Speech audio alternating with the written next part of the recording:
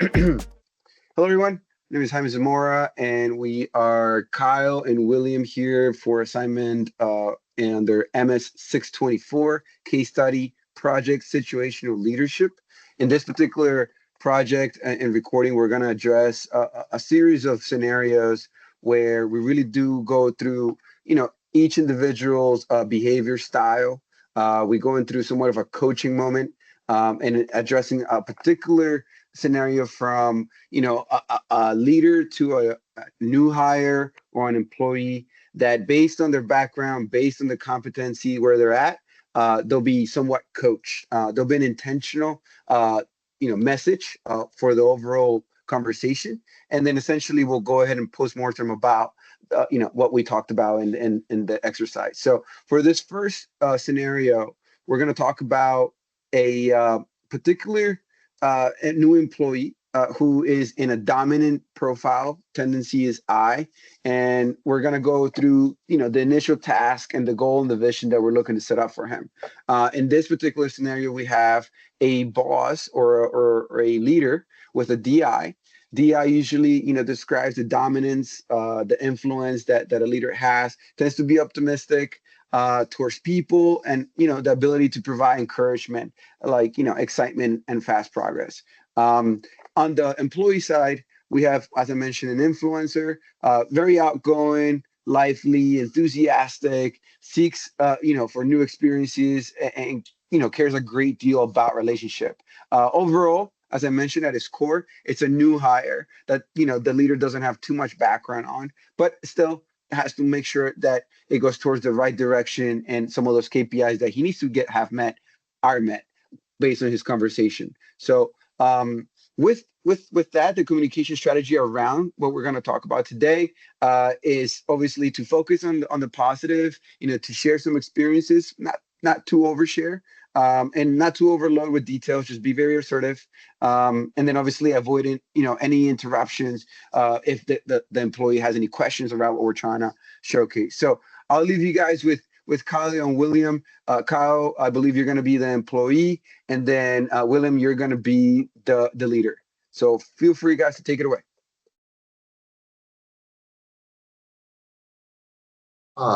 Hey Kyle, you know me, I'm William. I just want to say how excited I am to have you here on the team, and you're already making a difference, and we want to keep that going and further that into the future. We got some really cool projects coming up, and I think you're going to be a huge part of it. I know you will, actually. Oh, that's awesome to hear, man. Yeah, thanks so much. I'm super excited to get started here. I've already been thinking of a ton of new ideas I want to throw your way. So yeah, I'm psyched. I love that. Love that. Actually, we do want you to run with your creativity, but we have some goals here to guide you along the way because I know you're just getting started.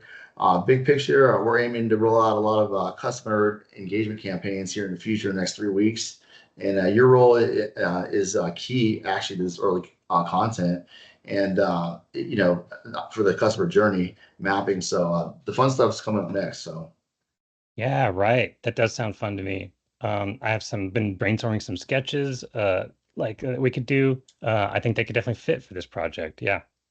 All right, listen, that's exactly the kind of interview we want. We like to see that, but let's pace this start. Do it the best way we can, make it efficient and effective. So here's something I'd like you to do. Here's some goals for you. By Friday, I'd like you to have 3 campaign ideas already drafted, and then by next week we'll start mapping that into the customer journey stages. Sound doable? Cool. Yeah. Actually, I love the short milestones you're giving me. That keeps things moving along, and I know I can get kind of excited into the big picture. So yeah, I'll start playing with some visual concepts if that's cool. Yeah, I mean, please do that. I mean, if you're if you got some sketches or mood boards, you can send them my way. We can talk through them, work through them. I can give you a call tomorrow, actually. Speaking of which, let's do a quick 5-minute check-in daily, also, just so I know where you're at. You can give me some feedback. We can talk about wins, some things that might have gotten your way, or see if you're net moving positive or negative, and just keep our finger on the pulse of how you're doing. You know what I mean, in the organization. Yeah, I love that. I love staying connected. A quick check-in once in a while will help me stay on track and keep focused, but helps me stay creative and keep in my process. Perfect. Actually, one more thing. If anything is unclear or overwhelming, if you just let me know right away. I don't want you to have to sit there and wonder. That might take away from your creativity and the energy you already bring, which we like so much.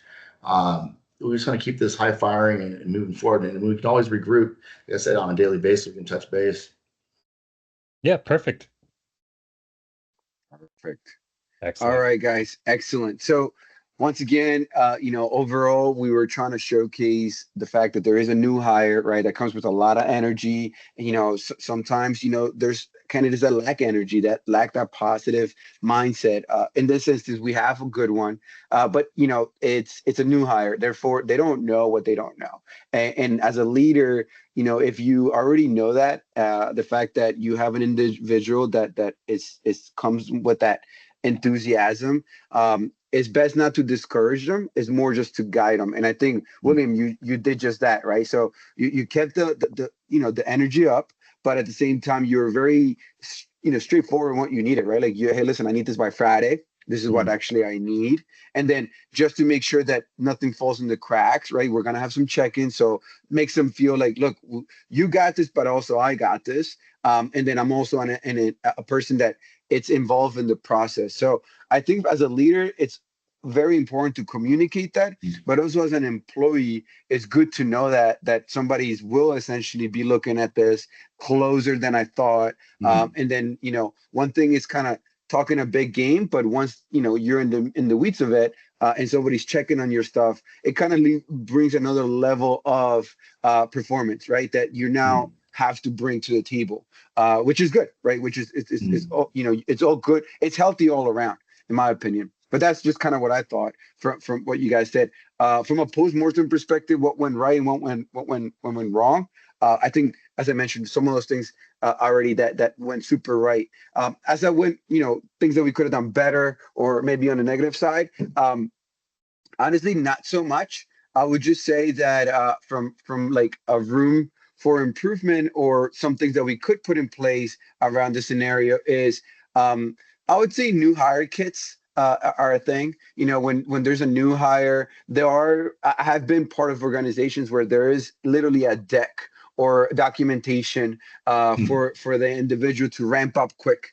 There might be videos already recorded, or a database where, hey, this shit folder has all the how-tos on this one platform that we use all the time. So, Nice. just creating those moments, creating some of those documentation for already expecting new hires. And that's another one. If you're expecting a new hire, spree, right? It's not just going to be one, or it's going to be multiple ones. It would be ideal to maybe work with your team and with maybe some of the organizations that work on training, to make sure that, hey, like, I'm going to have a couple of new people in about 2 months or in a month. Can we just get some of that documentation or folders, or structure created, so it doesn't take them 4 months, to ramp up. It might just take them 1 month. That's just kind of where I see it from.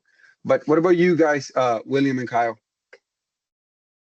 I mean, just to piggyback on what you're saying, I mean, I know in class, Dr. Bowen was talking about sometimes they'll take a couple days out to have them shadow so they can see the bigger picture, what their role is going to be throughout the organization. But as far as positives, I mean, I think it went well. I mean, I think as it always happens with me being in a DIA kind of style, is giving the person space and opportunity to be heard is still going to be my challenge, or a challenge for someone on the DI. Like, I'm quick to say this, that, and the other. It's quick to do the direct, quick to apply the technique that I got to apply, but I got to let the relationship happen by just being present and maybe listening a little more. I mean, I think that's always the case. It seems to be, but Yeah. No, no, Yeah, no. I agree. I agree. no, I like this scenario. I like, when we're looking at the developmental levels, taking a D1 who has like this high commitment and enthusiasm, but doesn't really know where to focus it, where his role fits in with the big picture. It's very common, right? So I like that the leader is giving him priorities, consistent goals to reach on a short-term basis, and these constant check-ins.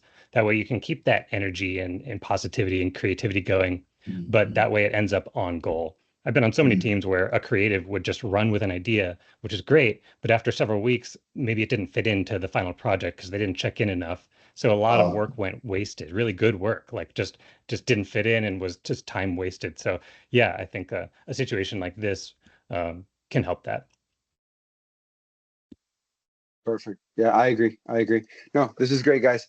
Appreciate it. So, as we move forward with some of the other scenarios, we'll encounter some of this, obviously, interactions where, we get to see kind of the leader shine, or prep himself for this type of conversation that, that he has to have with new hires, or maybe, to pivot on into the next scenario, to long-lasting employees, right? That maybe a change is coming, maybe something is going on that that they've been there for a while, or maybe they're opposed to change, or maybe they are welcoming change. But needless to say, you got to introduce change, and hopefully it goes smooth. So on this next scenario, it's a long-lasting employee whose dominant profile, and it has a tendency of being an S. As part of a large organization, changes initiative, and as a leader, you have to move into a new role. So, high level, really good performer that you are now moving into a new role, and you're just introducing that particular, change to him. From just on the leader and in the employee from a profile perspective.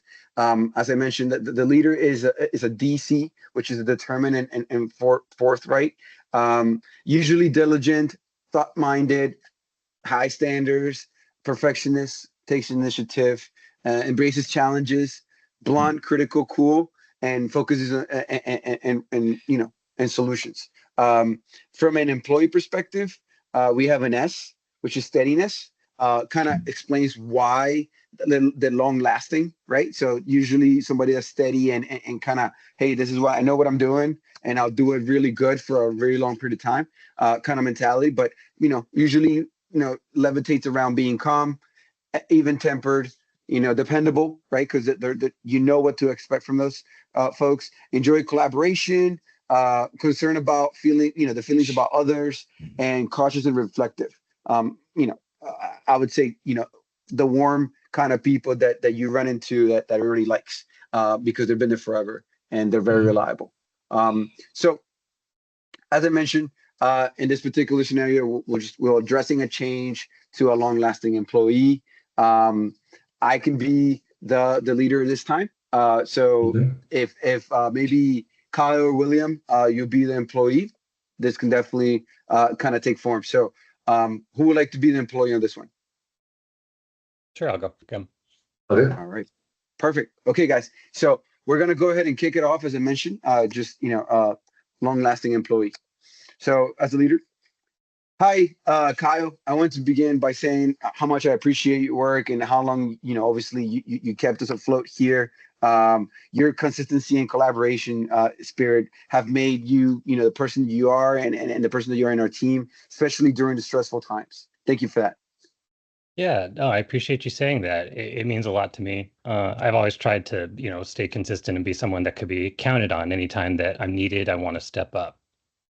Exactly. That's why with this organizational shift that we're hearing, I believe that you be in a very unique position to take on this on a new role. Your knowledge, your approach, the time that you've been in the company, it will definitely help and just speed up the process on the transition. Here's the goal that I'm aiming for, but I would love to hear how you think about this and your approach for your first 30 days. Yeah, that sounds interesting. I've been kind of doing this same role for a while now, so switching is a little scary. I'm a little hesitant, but maybe if we could start with a shadowing period so I could take some time to understand the new workflow, that would probably help. And then I could slowly take over that role as I get more comfortable. That's smart. That's smart. Yeah, absolutely. Let's sketch that out. I like where you're coming from. So, perhaps what I'm thinking is week one, let's schedule a shadowing with somebody that's already doing that job. Um, on week two, we'll have somewhat of a limited responsibility, kind of throw you to the waters, make sure that, hey, you're in charge, but obviously with the help of the person that you're shadowing. And then week three, we'll just kind of, full circle ownership based on everything that you've been doing on the previous ones. I'll give you your space. I'm here to help you if you need me. But definitely ping me. Always on standby. Yeah, that helps make me feel better. flexibility to sort of make mistakes and learn the ropes before I have all that responsibility on my shoulders. That helps me. I also like knowing that the steps to follow, that I have this roadmap that I can go to learn and not just have to be thrown into the wolves right away. Yeah, absolutely. And hey, just want to make sure that you know that we're going to preserve, obviously, even though the company's going through a shift and there's some change of projects, the stuff that you've worked on is not going to go away. It's not being scrapped away. So just, everything that you've created is definitely, helping the company level up. It's worked very well. And I think, we can build on that for the new model or where we're going next. So you've always prioritized very smooth teamwork, and is the change. This change will only make the department stronger with all the knowledge that you're bringing, and also obviously have worked on some of those previous projects. Will just kind of get you ramped up super quick. Yeah, I appreciate that. It's good to hear that my previous work won't go to waste. And no, it helps to know that we're moving forward and building on what works.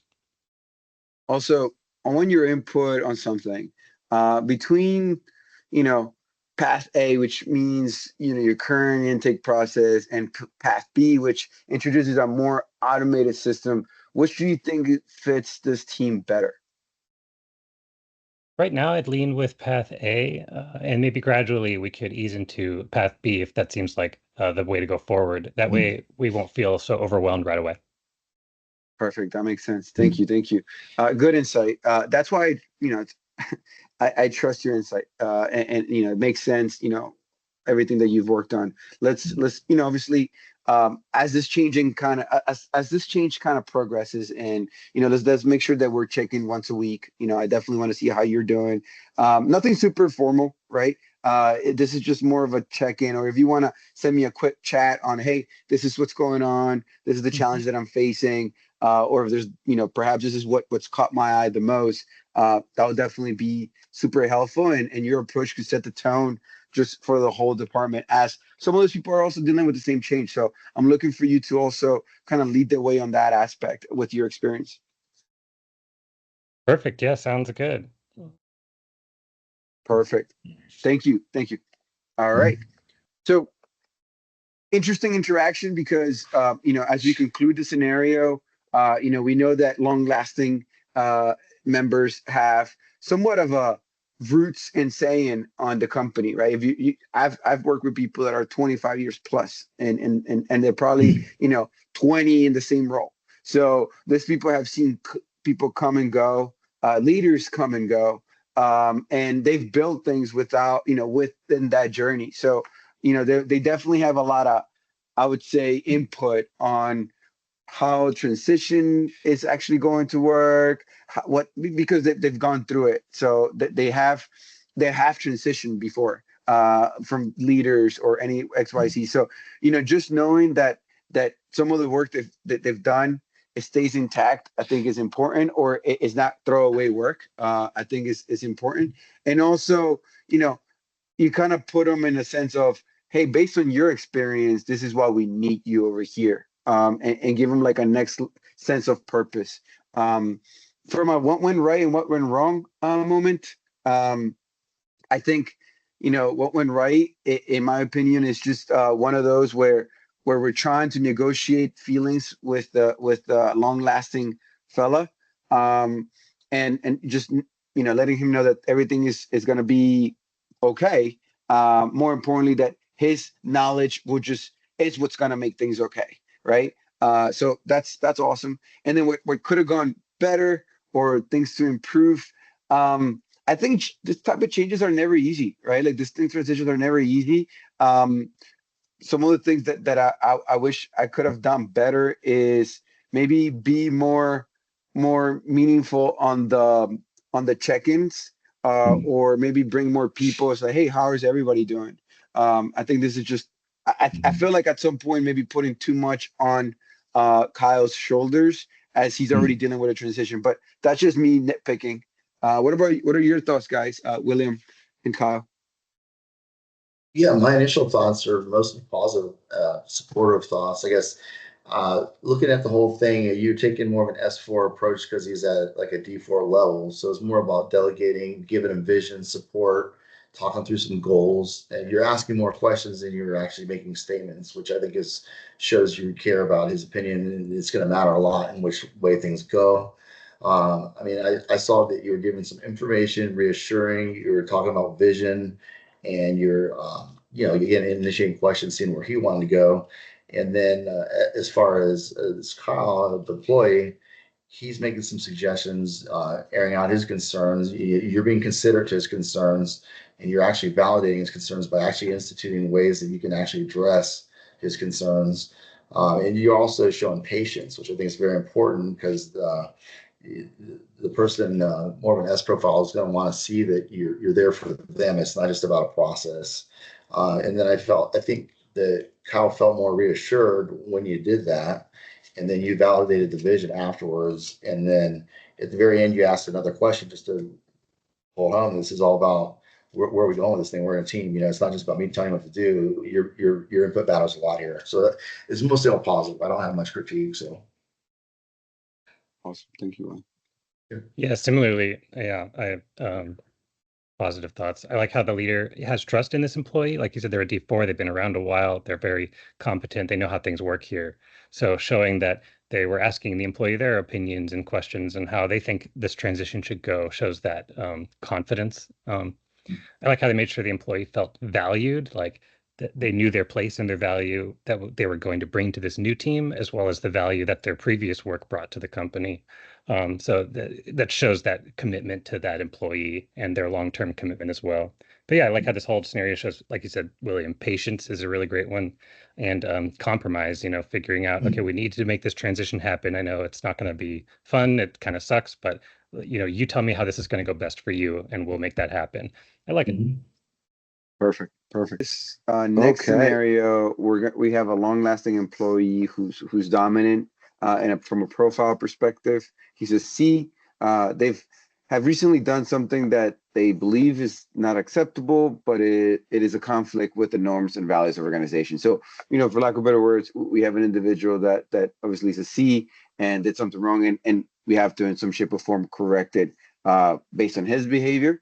So in this particular exercise, we have, as I mentioned, we have a leader, we have an employee. Leader has a D personality, employee has the C personality. So I would say that a lot of the behaviors that you're going to find on this, I would say leader is that he's going to be direct, he's going to be firm, results oriented, so very stat driven, strong willed, competitive. So this is the type of boss that we're introducing. And then the employee who has done something wrong in this particular scenario and needs to be corrected. He's a C. So analytical, precise, determined, and accurate. So very data driven, we would say.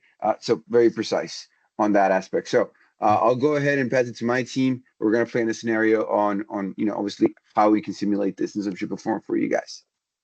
Kyle and William, take it away. All right, I want to play the leader. Hey, William, I appreciate you making some time to chat with me today. I just want to be upfront and let's walk through a few behavioral patterns that we noticed from some of your work, and let's explore how they align with our operating standards.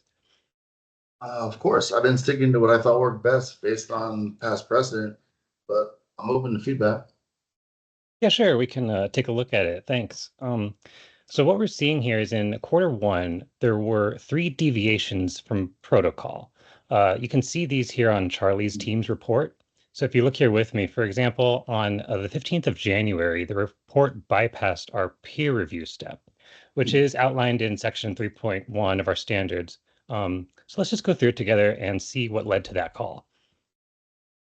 All right, that's fair. I did prioritize speed in that instance, and I didn't think it would affect quality, but I now see that I overlooked a critical part of the workflow. So Yeah, no, I totally get it, and that makes sense. You've got these high standards, and you've got your strong process there, so you trust it. What I want to do is engineer a solution that makes sure we maintain your level of the work you're doing, so you can keep rocking it. But it just makes sure that your process aligns with the way that we want to operate. all right, that makes sense. I don't want to be at odds with the larger system, and I can create a checklist based on our protocols to prevent missing those steps moving forward. That'll work Yeah, for you you. see, that's perfect. That's exactly what I'm talking about. So maybe, yeah, together we can like co-develop a plan. Let's take a look. At first, we can have you run like a weekly self-led audit so that you take a look at your own work and just make sure you didn't miss any of those checklists. Then we can meet maybe every other week just for a 15-minute review of those checklists and make sure we're on track. And then after a little while, we can take a look at the behavior and make sure it's within alignment. Yeah, I like that structure. I can see exactly where I'd be hitting or missing the marks. I do think that would help. Yeah, awesome. One more thing, I'm really curious to have some of your feedback. If you were like mentoring a new hire and you kind of made the same decision, how would you help guide them to correct that? I'd share them how to balance or technical judgment with compliance. Maybe give them some examples of how I did that in the past that worked out. I'd probably build in like a review loop or even an internal checklist. That's probably what I'll start doing myself, actually, just to help Right. me Yeah. get. That's an awesome example. Yeah, let's do that. Let's document the checklist and then we can review it together next week. But yeah, I want this to feel like an optimization of the process, not like, a punishment for doing it the wrong way. We just want to make sure that all our goals are met with precision, and we know that it's something you value is making sure that your work is done with precision and to a T. So yeah, we can do that together. I'm totally on board with that. That makes sense to me. Great. Thank you. And see. Cool. Perfect, guys. Awesome, awesome. Yeah, so definitely a couple of things to unpack here. Some of the things that went right, some of the things that went wrong, or needs improvement. I think like one of the biggest things that comes out is, just the facts that need to be put in place on a data-driven person. I think that it's not that we've run to people that don't believe until they see, but it is important that they see, in my opinion. And so because that's also where we start drawing baselines on, hey, this is where we from here, you know, can't go lower than here. This is what I need you to kind of, let's baseline it. So yeah, definitely. And then and William, I think you did a phenomenal job just kind of showcasing that, yeah, you are willing to work with it. There is some reason to the madness, right? So it seems like you're also formulating it with the leader, and then from that perspective, it becomes yours, and it can also play out. I like how Kyle at the end, position it as a process optimization. So hey, this is an opportunity for all of us to grow and learn. So awesome from that aspect.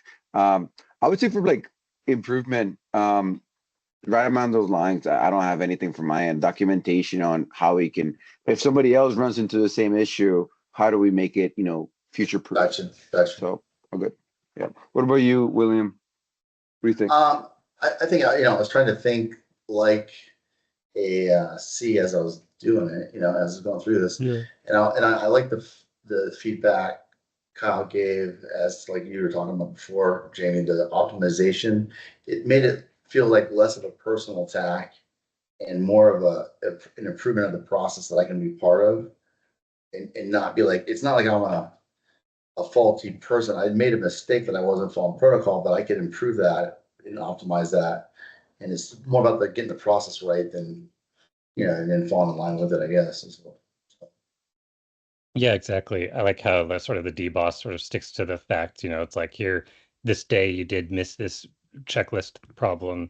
It resulted in, this issue. We can look back at the manual at this page and see where it shows, but the employee in this situation was just very accepting of that and like, yo, yep, you know what? I see where I messed up and I understand where that, misses one of our important guidelines. So they're very willing to Right. sort of walk through it together.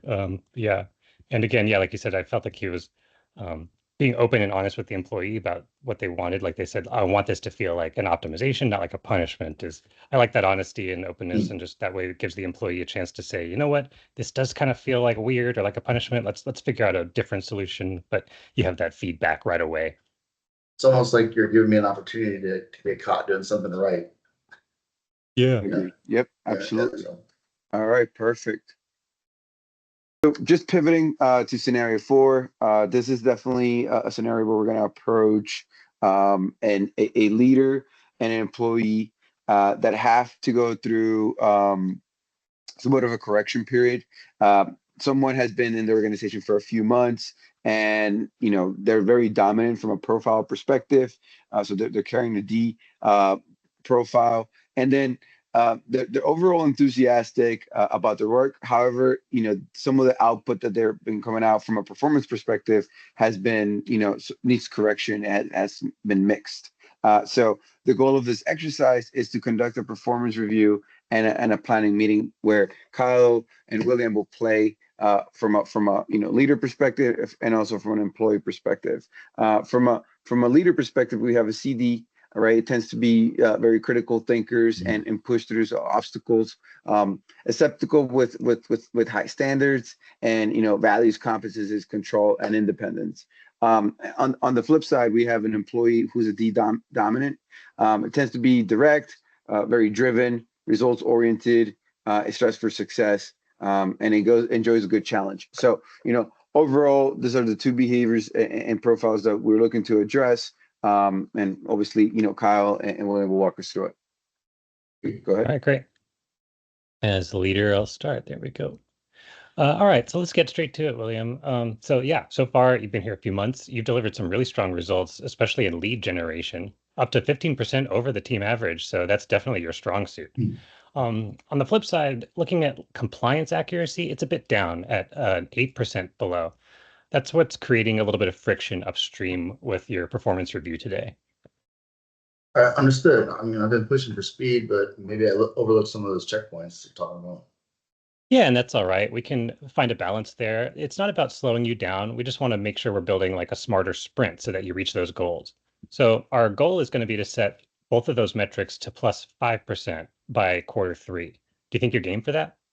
Absolutely. Just get in the lane. I'll run in it. Sweet. Yeah, let's give you a track. So let's take a look at like the next 30 days. We can master our intake program, and I'll send you the simulation checklist. And then the next 30 days, let's say by 60 days, we can have you lead a small ops initiative and stretch your cross-functional muscle. And then by 90 days, we'll have you pitch a workflow fix to leadership. And that's your shot to change this lead. Yeah. Love it. I've already got some ideas brewing. And what kind of leadership audience are we talking about for the 90-day pitch? Yeah, our director, maybe the VP, but yeah, I mean, think big. The CEO just greenlit a push into our initiative. So if your project aligns and you nail it, then you'll be on their radar. Perfect. That's all I needed to hear, really.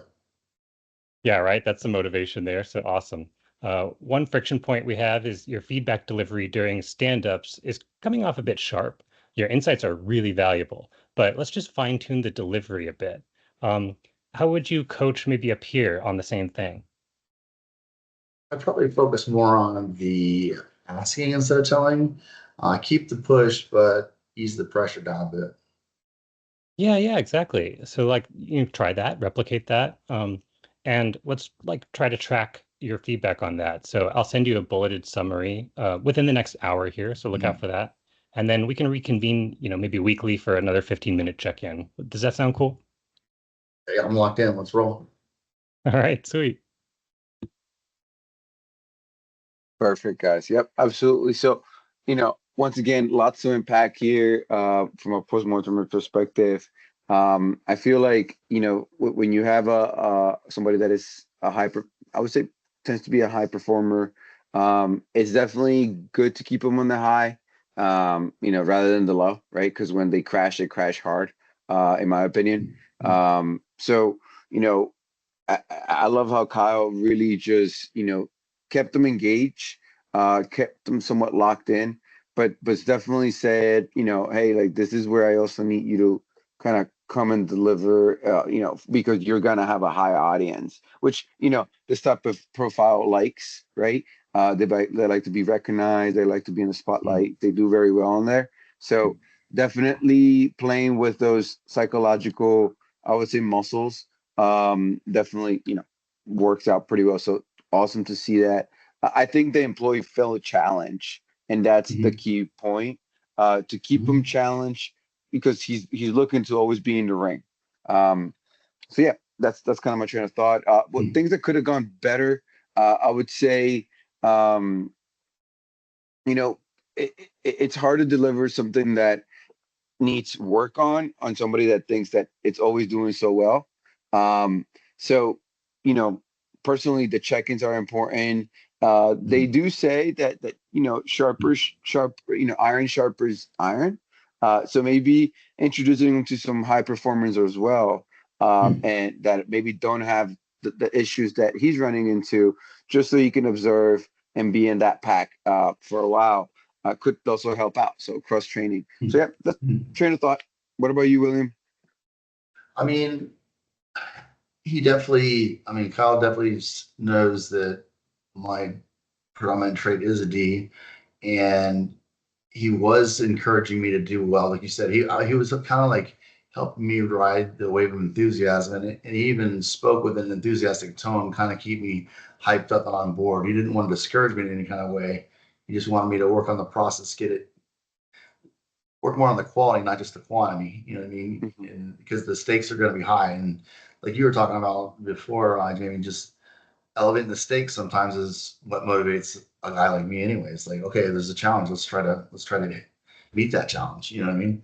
And then I think it was cool that Kyle, or good, let's say that Kyle was as a C and as the leader. He kept putting structure in there. Structure. This is what we need to do. Like he made the goals pretty clear of what I needed to do to improve where I was falling short.